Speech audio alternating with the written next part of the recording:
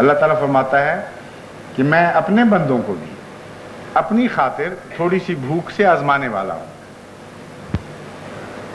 بعض دفعہ ان کو اس وجہ سے فاقہ کرنا پڑے گا کہ وہ خدا سے محبت کرتے ہیں اور خدا سے پیار کرتے ہیں، اور کوئی اور قصور ان کا نہیں ہوتا. یہ وجہ نہیں ان کی بھوک کی کہ وہ نکمے ہیں، یہ وجہ نہیں ہے کہ قحط سالی ہے ملک میں، یہ وجہ نہیں ہے کہ ان کا اقتصادی نظام کسی دوسرے سے ٹکرایا اور ناکام رہا. کوئی دنیاوی وجہ ان کی بھوک کی آپ بیان نہیں کر سکتے سوائے اس کے کہ وہ اللہ سے محبت کرتے ہیں. چنانچہ حضرت اقدس محمد مصطفیٰ صلی اللہ علیہ وآلہ وسلم اور آپ کے ساتھیوں کو اسی قسم کی بھوک میں آپ کی قوم نے مبتلا کیا.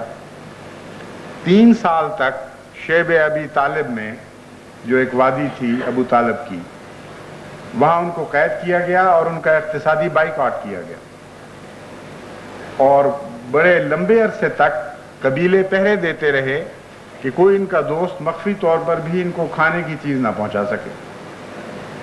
چنانچہ بہت سے صحابہ ان تکلیفوں کی وجہ سے جاں بحق ہو گئے. حضرت خدیجہ رضی اللہ تعالی عنہا کا بھی وصال ہوا، اور بہت سے صحابہ تھے جو انتریوں کی بیماریوں کی وجہ سے اور بھوک کے لمبے اثرات کے نتیجے میں آہستہ آہستہ گھل گھل کر مر گئے. اتنا شدید فاقہ تھا، بعض دفعہ اس کی تکلیف اتنی بڑھ جایا کرتی تھی کہ ایک صحابی بیان کرتے ہیں کہ میں گزر رہا تھا کہیں سے، میرے پاؤں کے نیچے ایک نرم سی چیز آئی.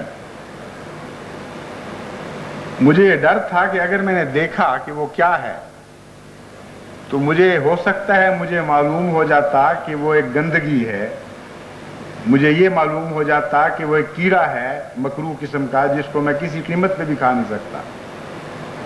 لیکن بھوک کی اتنی شدت تھی کہ میں برداشت نہیں کر سکتا تھا، اس لیے میں نے اسے دیکھا نہیں، اسے اٹھایا اور اپنے گلے میں اس طرح لٹکایا اپنے حلق میں کہ زبان کو مس بھی نہ کر سکے، یہ نہ پتہ لگے کہ وہ چیز کیا تھی.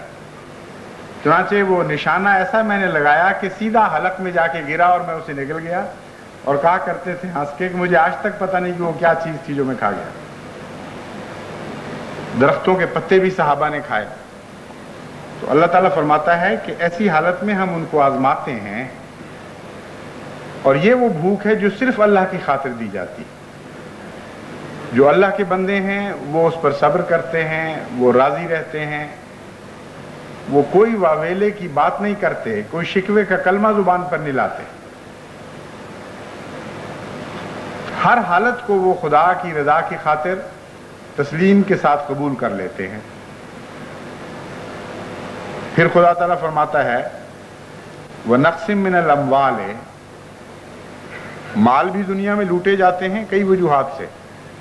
قومیں قوموں پر یلغار کرتی ہیں، چور لے جاتے ہیں مال، ڈاکو لے جاتے ہیں، آگ لگ جاتی ہے گھروں کو.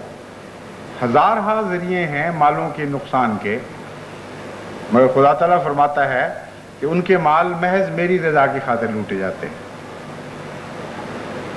وہ خود لٹیرے نہیں ہوتے، وہ کسی پر ظلم نہیں کر رہے ہوتے، بلکہ ان کی تو فطرت یہ ہوتی ہے کہ اگر کسی کے مال کو نقصان پہنچنے کا خطرہ ہو تو وہ جد و جہد کوشش کر کے بھی اسے اس خطرے سے بچانے کی کوشش کرتے ہیں. ان سے خیر ہی خیر دنیا دیکھتی ہے. اس کے باوجود ان کے اموال خدا کی خاطر، یعنی اس وجہ سے کہ وہ خدا کے ہو چکے ہیں، لوٹے جاتے ہیں.